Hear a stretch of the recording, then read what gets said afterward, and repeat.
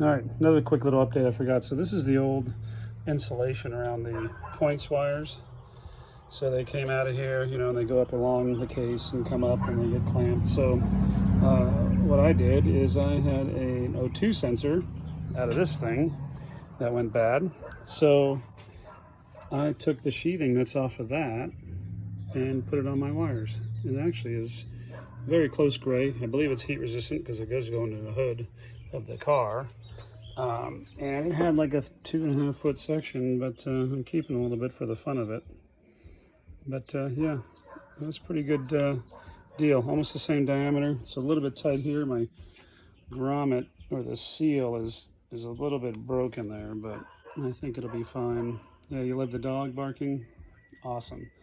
Anyway, just got that. Looks a lot cleaner, and I'll put the clamps back up once I get the case back on. But yeah, today's work is pretty much done. I can't put the cam in because I ordered a new tensioner piece here, and the bolt that's going to be the mod for this because this is hogged out. But the motor looks pretty good.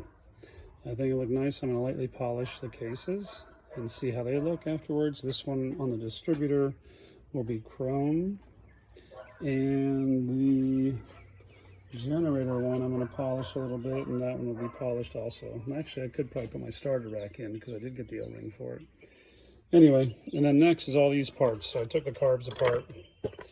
These are all the pieces. They're filthy. I'm going to go get them vapor blasted, and which will make them look awesome. And then I just ordered a kit today from 4-in-1.